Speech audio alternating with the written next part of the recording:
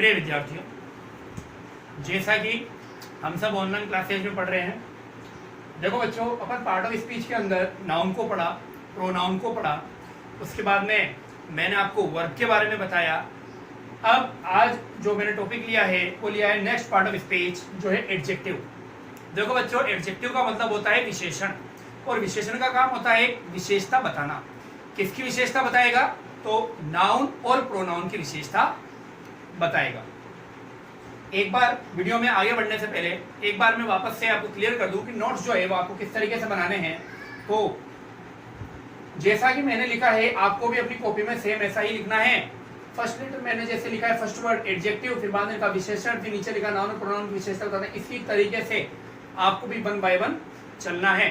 पहले आपको इधर वाला पार्ट उतारना है, फिर अगर आपकी मान लो पेज भर जाता है तो फिर आपको ये वाला पार्ट उतारना है। कहने का मतलब है कि पहले ये वाला पार्ट उतरेगा, उसके बाद में ही ये वाला पार्ट आपको उतारना है। तो एक थोड़ी देर के लिए मैं यहाँ से हट रहा हूँ, आप जो है स्क्रीनशॉट ले लें या पॉज कर लें वीडियो को, और अपने जो नोट्स है वो इसको देखकर ही बनाएं। एक और बात बच्चों क्लियर कर दूं मैं कि अब मैं इसके अंदर जो कुछ भी समझाऊंगा वो आपको अपनी कॉपी में नहीं करना है।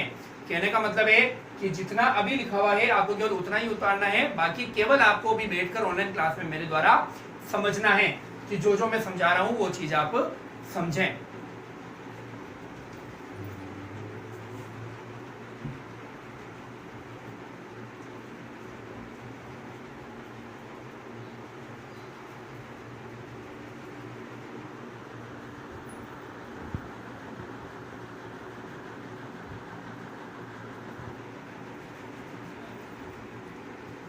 ठीक है बच्चों, शुरू करते हैं। तो मैंने बताया एडजेक्टिव यानी कि नाउन और प्रोनाउन की विशेषता बताने वाले शब्द। जैसे अगर मैं कहूं वह लड़का ईमानदार है, इसका मतलब लड़के की क्या विशेषता है कि वह ईमानदार है, ऑनेस्ट है। इसी तरह कहूं कि जो लड़की है वो ब्यूटीफुल है, द गर्ल इज ब्यूटीफुल, तो जो गर्ल है उसकी जो विशेषता है वो क्या है? ब्यूटीफुल। तो इसका मतलब नाउन और प्रोनाउन की विशेषता बताने वाले जो वर्ड्स हैं वो क्या कहलाएंगे? हमारे एडजेक्टिव। तो एग्जाम्पल देखते हैं, जैसे सोनी इज ब्यूटीफुल, तो जो सोनी है, यहाँ पे फोकस रखना, तो जो सोनी है वो आपकी नाउन है, नाउन की जो विशेषता है वो ब्यूटीफुल है, तो ब्यूटीफुल क्या हो गया? एडजेक्टिव हो गया। ही इज रिच, ही जो है वो प्रोनाउन है, और जो रिच है वो क्या है? उसकी विशेषता बता रहे हैं, तो ये यहाँ पर क्या हो गया? एडजेक्टिव हो गया। यानी कि वह क्या है? रिच है, यानी कि अमीर है। आई हैव सम बुक्स, अब यहाँ पे विशेषता किसकी बता रहे हैं? बुक्स की विशेषता बता रहे हैं, यानी कि नाउन की विशेषता बता रहे हैं। किताबें क्या है? कुछ है, कम मात्रा में है, बहुत सारी नहीं है, कुछ ही है। तो इस तरीके से आपको ध्यान में रखना है कि या तो हो सकता है कि इनके बाद में कई बार नाउन आ भी जाए, और या फिर हो सकता है कि इनके बाद में जैसे पहले और दूसरे एग्जाम्पल में नाउन नहीं है, तो ये अपने से पहले वाला जो सब्जेक्ट है उसकी क्या बताएंगे? विशेषता को बताएंगे। उसके बाद में जैसा कि मैंने भी कहा कि इनके बाद में क्या आती है? नाउन आती है। जैसे मैं लिखूं India is a great country, तो ग्रेट जो है वो कंट्री है, तो कंट्री की विशेषता क्या है? कि वो क्या है? ग्रेट है। तो जो कंट्री है वो नाउन है, और जो ग्रेट होगी वो उसकी विशेषता होगी, यानी कि ये क्या हो गया? Adjective. He is a good boy, boy की विशेषता है कि वो क्या है? गुड है, इसका मतलब जो गुड है वो क्या हो गया? एडजेक्टिव। तो इस तरीके से आपने समझ लिया कि एडजेक्टिव क्या होता है या किस तरीके से अपने सेंटेंस में आते हैं। अब अपन बात करेंगे कितने प्रकार के जो है एडजेक्टिव होते हैं, काइंड्स ऑफ एडजेक्टिव। तो सबसे पहला है एडजेक्टिव ऑफ क्वालिटी। क्वालिटी का मतलब होता है गुण, यानी कि उसकी विशेषता के बारे में, जो गुण, दशा या फिर अवस्था के बारे में बताते हैं, तो वो क्या होता है? एडजेक्टिव ऑफ क्वालिटी होता है। आपको आपके पार्ट ऑफ स्पीच के अंदर ये नहीं बताना है कि एडजेक्टिव ऑफ क्वालिटी है, क्वांटिटी है, या फिर डिस्ट्रीब्यूटिव है या पजेसिव है। आपको केवल इतना बताना है कि एडजेक्टिव है या नहीं है, तो इस बात का ध्यान रखना है। लेकिन हाँ, आपको नाम जरूर पता होना चाहिए, या फिर ये कह सकते हैं कि आपको एग्जाम्पल पता होने चाहिए कि ये एडजेक्टिव होते हैं। तो क्वालिटी के एडजेक्टिव कौन कौन से हो गए? ओल्ड, पुराना, न्यू, नया, इंटेलिजेंट, डम, शॉर्ट, टॉल, ब्रेव, कवर्ड, इस तरीके से ये सारे क्या है? आपके बारे में बताते हैं, आपके गुणों के बारे में बताते हैं। कुछ अच्छे गुण होते हैं, कुछ बुरे गुण होते हैं। द बॉय इज ब्रेव, तो बॉय जो है उसकी विशेषता क्या है? कि वो क्या है? ब्रेव, यानी कि बहादुर है, तो जो ब्रेव है वो क्या हो गया? एडजेक्टिव हो गया। She is an intelligent girl, girl की क्या विशेषता है? कि वो क्या है? इंटेलिजेंट है, तो ये हमारा क्या हो गया? एडजेक्टिव हो गया। तो इस तरीके से ध्यान रखना है कि गुण या दशा बताने के लिए अपन एडजेक्टिव लगाते हैं। दूसरे होते हैं एडजेक्टिव ऑफ क्वांटिटी, मात्रा बताने के लिए। मात्रा बताई जाती है हमेशा अनकाउंटेबल नाउन की, यानी जिसे आप गिन नहीं सकते हो, उन्हीं की अपन क्या बताते हैं, मात्रा बताते हैं। सम हो गया, अ लॉट ऑफ हो गया, इनफ हो गया, ऑल हो गया, मच हो गया, ये सारे के सारे अनकाउंटेबल नाउन से पहले क्या लगाए जाते हैं, एडजेक्टिव लगाए जाते हैं, जो किसी वस्तु की मात्रा को बताते हैं। जैसे एग्जांपल देखो, आई हैव इनफ टाइम, मेरे पास क्या है, पर्याप्त समय है। तो समय अनकाउंटेबल नाउन है, तो उससे पहले क्या लगाया हमने, इनफ। इनफ यानी होता है पर्याप्त। There is much water in the pot, तो वाटर जो है मटेरियल नाउन है, मटेरियल नाउन हमेशा क्या होता है, अनकाउंटेबल होता है।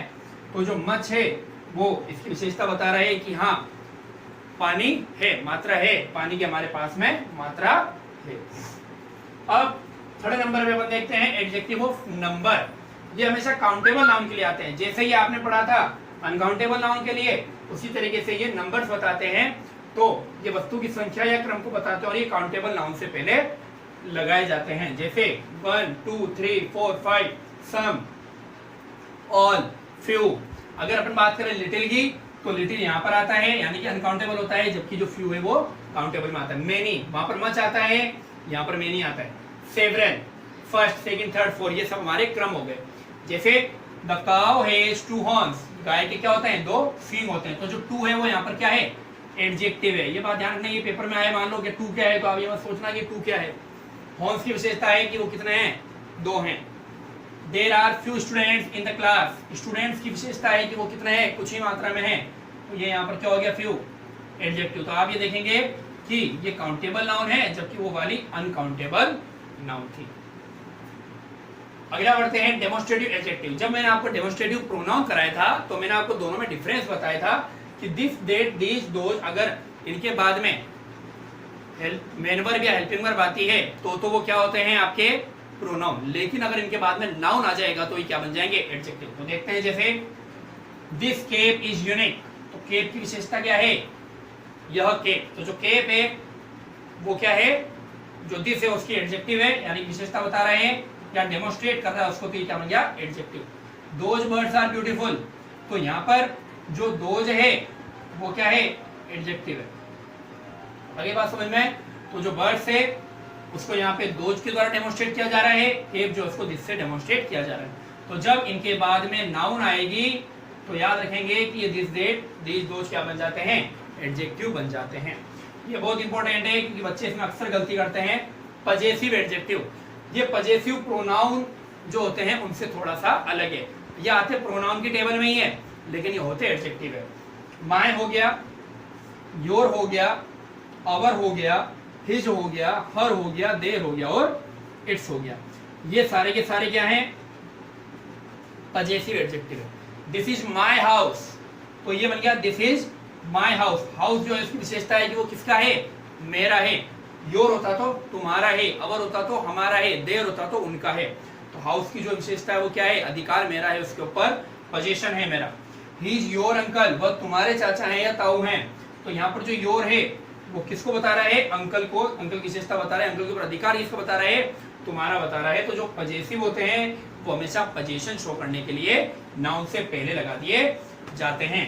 जैसे कि यहाँ पे हाउस नाउन है, अंकल जो है वो क्या है, नाउन है। तो योर और माय दोनों क्या हो गए, एडजेक्टिव हो गए। अगला देखो डिस्ट्रीब्यूटिव एडजेक्टिव। ये भी आपने करा था जब मैंने आपको बताया था डिस्ट्रीब्यूटिव प्रोनाउन के बारे में, ईच, एवरी, ईदर, नीदर। अगर इनके बाद में नाउन आ जाती है तो ये क्या हो जाते हैं, एडजेक्टिव बन जाते हैं। जैसे आप देखोगे each student has a dictionary, तो जो स्टूडेंट है वो क्या है, नाउन है। Neither road was clear, neither के बाद में जो रोड है वो क्या है, नाउन है। इसलिए ईच और नीदर यहाँ पर क्या हो जाएंगे, डिस्ट्रीब्यूटिव एडजेक्टिव हो जाएंगे। तो बच्चों आपको समझ में आया कि एडजेक्टिव जो है वो कितने प्रकार के होते हैं। और भी 2 प्रकार और हैं, 2-3 प्रकार, लेकिन मैं अभी नहीं बताऊंगा, कल वाली वीडियो में बताऊंगा मैं आपको। उसके बाद में अपन नेक्स्ट आगे वाली पार्ट ऑफ स्पीच भी देखेंगे। तो एडजेक्टिव में जो आज हमने पढ़ा वो आपको अच्छे से एक बार याद होना चाहिए, जिसमें आपको सबसे ज्यादा ध्यान रखने की अगर मैं कहूँ तो एक तो पजेसिव एडजेक्टिव है, डेमोन्स्ट्रेटिव एडजेक्टिव है, डिस्ट्रीब्यूटिव एडजेक्टिव है। ये सबसे ज्यादा आपको कंफ्यूज करें, क्योंकि अगर ये अकेले हो तब तो ये प्रोनाउन है, लेकिन अगर इसके बाद में नाउन आ जाती है तो ये एडजेक्टिव बन जाते हैं। एक बार वापस से मैं आपको बता दूं, नोट्स बनाने का जो तरीका होगा उसमें आपको पहले ये वाला पार्ट लिखना है, बाद में ये वाला पार्ट लिखना है। जो कुछ मैंने पहले वाली मतलब पहले पढ़ाने से पहले जो आपके लिए यहाँ पर क्लियर किया था जब शॉर्ट लेने के लिए, आपको वही लिखना है। अभी जो मैंने जितना कुछ किया है वो आपको नहीं लिखना है। Thank you very much, very good.